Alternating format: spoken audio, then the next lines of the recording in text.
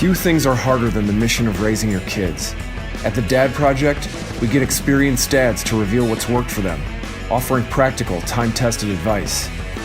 Being a successful dad is tough, and we're here to help you get it done. Welcome to the Dad Project. This episode of the Dad Project is the first in a two-part series on the virtue of order.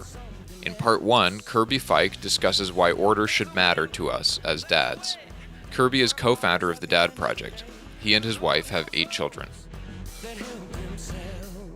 Okay, I wanted to start off with a quick quote. Life doesn't give us what we need. Life gives us what we deserve. So again, this talk is about giving your kids a foundation of wisdom that'll lead to personal happiness and professional success. I think a fascinating study is of the people that grew up in complete poverty and were able to make themselves enormous successes, specifically in the professional life and in family life. And a kind of a term for that is the self-made man. And I've been doing quite a bit of research on the self-made man, the original self-made men in American colonialism. Before I kind of get into that, specifically just kind of some, definitions of a self-made man. Someone that attains far greater success than his original circumstances would have indicated was possible, overcame great obstacles to achieve his goals, no matter what privilege or wealth he was born into, attained success through education, hard work, and responsibility. The self-made man is a story of manliness personified. So a lot of people would come back to okay, this is manliness, someone that has started from nothing and achieved his dreams and got to a place where he wanted to. Oftentimes it's associated with the American dream, that people came to this country and they worked hard to get what they wanted. History has kind of shown there have been a lot of stories on the self-made men, but if there's been a noticeable trend in modern times about the modern era has flipped its thinking on the self-made men, almost saying, people can't be self-made anymore. It's more so about where they grew up or their quote-unquote privilege. This is more of a focus on people that came from nothing and grew themselves to something, or grew up in a great family but also achieved their dreams through hard work. But we'll get back to that coming back to that, how the modern era has kind of tried to flip that and say, okay, it's not about being self-made anymore. It's more about where you grew up that will how you will attain your success. So back to this idea, the original self-made man. Who was the first? Well, there's some debate. I think many people would argue, though, the first American self-made man is Benjamin Franklin. Just a little bit of context. He was one of 17, grew up in a very, very poor family. His family was only able to educate him for 2 years because that's all his parents could afford. So from there, after he was done with those 2 years and found out, we can't afford that anymore, he basically just took up his education himself and became a ferocious reader. He just read everything he could, thinking through, okay, I'm going to just educate myself through reading. Franklin dedicated himself also to the life of virtue. He wrote down 13 different virtues that he felt were important and constantly came back to them to try to achieve them. He felt like if he could achieve these virtues to perfection, he would have a happy life. We could go through many of those virtues to point out in this talk, but one I wanted to specifically bring out was the virtue of order. And I want to bring up order specifically with Franklin because order is a topic that comes about a lot of his writings. He felt temperance was his ideal, the first one you should start with. But I noticed a trend in order. His order is something that he constantly comes back to, saying, okay, I need this. This has to be done. Order is essential to fulfill your dreams and for continued success. In this talk, I just want to focus on bringing it down from there, from order, is ordering your belongings and ordering your time. So here's the direct quote from Benjamin Franklin. Let all your things have their places. Let each part of your business have its time. Pretty simple. He felt order leads people to happiness, of mental happiness, of feeling, okay, I don't have to worry about things around me because everything's in its place. So specifically in terms of ordering your belongings, let's start there. We're talking about clutter, disorganization. But when people talk about clutter, disorganization, or just being messy, you'll notice some people say, well, I'm just a messy person. That's just the way it is. Or I'm just a very clean person. And people go through life that way. It's more of a joke. Yeah, I'm just a messy person. But the question of this is it something that needs to get better for some people? Is it more of a serious problem? What does it mean to be a messy person? I've done some research on this. There's been plenty of studies done on specifically psychologically what happens to someone in a messy room or a room with a lot of clutter. I'll take you through a couple of these. The first one I found was from Princeton University. The topic is clutter messes with your ability to process information, which is interesting. The researchers placed some people in a clean environment and others in a disorganized environment. They then gave these groups basic tasks, measured brain waves, and monitored performance. Here's their findings. When your environment is cluttered, the chaos restricts your ability to focus. The clutter also limits your ability to process information. Clutter makes you distracted and unable to process information as well as you do in an uncluttered, organized, or serene environment. The clutter competes with your attention in the same way a toddler might stand next to you annoyingly, repeatedly saying, "Candy, candy, candy." Even though you might be able to focus a little, you're still aware that a screaming toddler is vying for your attention. The annoyance also wears down your material resources and more likely to have you become frustrated. The conclusions of this study were strong. If you want to focus to the best of your ability and process information as effectively as possible, you need to be clear the clutter from your home and your work environment. This research shows that you will be a little less irritable and more productive, distracted less often, and able to process information better with an uncluttered and organized home and office. So that was the first study. The second study I wanted to look at was specifically, does it influence behavior in any way? So this study came from Cornell. So they specifically wanted to study, did clutter lead to stress? And they found that it did. So how does a cluttered, chaotic environment, such as a messy kitchen, influence eating behavior? They took 101 undergraduate students, and they participated in the standard kitchen conditions on one end. The other side was a chaotic kitchen condition. Participants were also asked to recall and write about the time when they felt particularly out of control. Finally, participants were given cookies and other snacks. What they found was interesting. Participants in the chaotic kitchen were in an out-of-control mindset and ate more cookies, almost 3 times as much. So it's interesting. So what they found in both of these studies was that in a cluttered environment, you're less likely to do tasks as efficiently, and also it can kind of lead you to an anxious mindset.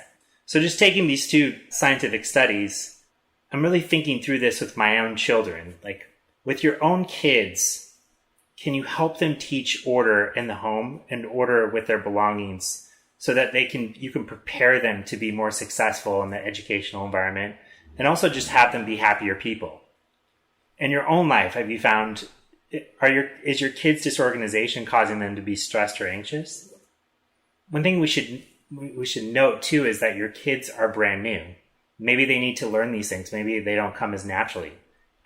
In my case, I needed to learn order myself. So my kids were just noticing, oh yeah, Dad's got a messy environment. I can have a messy environment too. Some of the things that we've done in our home is just very basic. Specifically, we start with our kids' rooms. When they get out of bed in the morning, the first thing we do is tell them to make their bed. Making their bed just helps everything be put back into place. It also helps them achieve something quickly at the beginning of the day. Lastly, we have specific chore lists that they focus on Saturdays. But one of the important things is before they leave their rooms in the mornings, we make sure that their rooms are clean. And before they go to bed at night, we make sure their rooms are clean. If they can't hit that, then they lose specific privileges. Also, just closets, making sure that they're organized, things are put back into place. I've noticed with my own children that they just seem more calm when they walk into a clean environment. And I also, as a parent, when I tell them to clean their room, I always follow up and say, oh, you did an amazing job, give them encouragement. But I also make sure I ask them the question, like, doesn't this just feel better? being in the clean room. So that's order of belongings. So what else can we apply order to? Specifically time. And I think this is a big one, specifically with your kids. Quote, if you don't plan your time, someone or something else will. I try to live my whole day by that. There was recently an article that came out in the New York Times. Thought it was pretty interesting. It was on executives in Silicon Valley, and they found that their nannies were having to sign a no cell phone clause, which meant that when the nannies were with their kids, the nannies couldn't bring out a cell phone. And the article went in depth and found out that these executives don't want their kids knowing other people look at cell phones. And then it went more in depth and found that they're not allowing their kids to look at screens.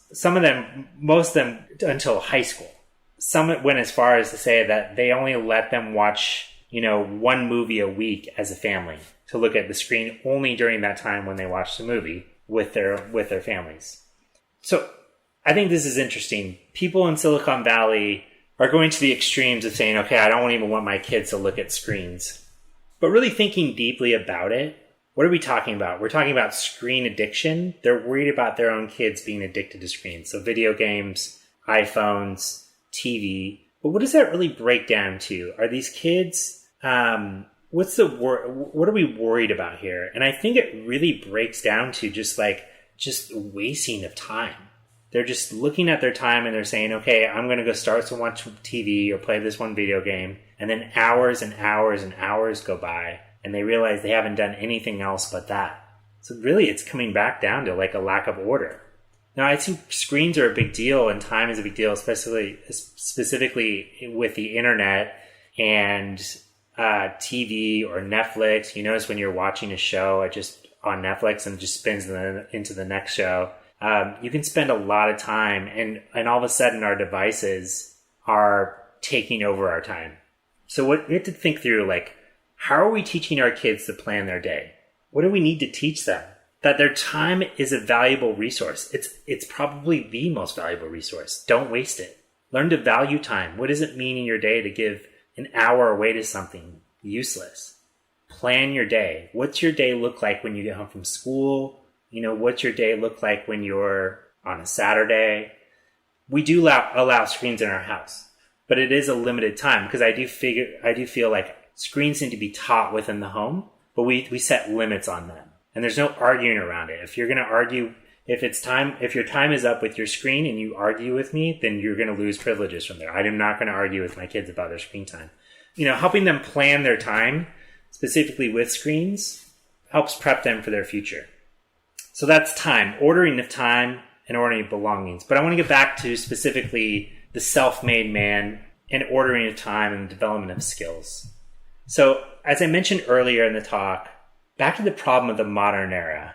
Why have people focused more on, your environment or where you came from or how much money you came from, as opposed to the pure, self-made, I'm going to hustle, I'm going to work hard, and I'm going to take responsibility in my actions?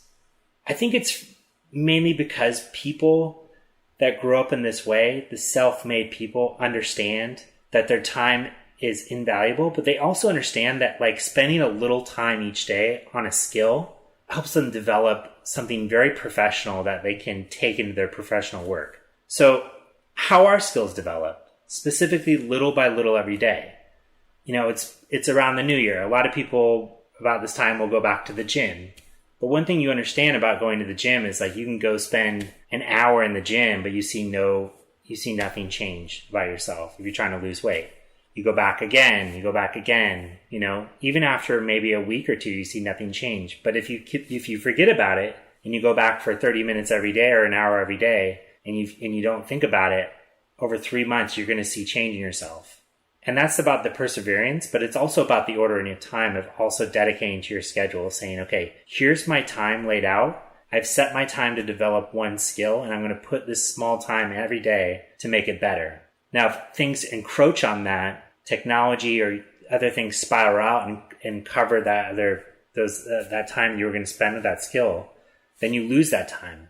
So I think that just bringing it back to with our kids, We need to teach them that to plan out their day, but also understand like how valuable that time is to them so that they can develop that skill. And also everything can be in its place so that psychologically they can feel better, but that they also take that time to understand, okay, this is important. I'm not going to waste it. I'm not going to go over it, which will lead to professional success and an overall happiness in their lives.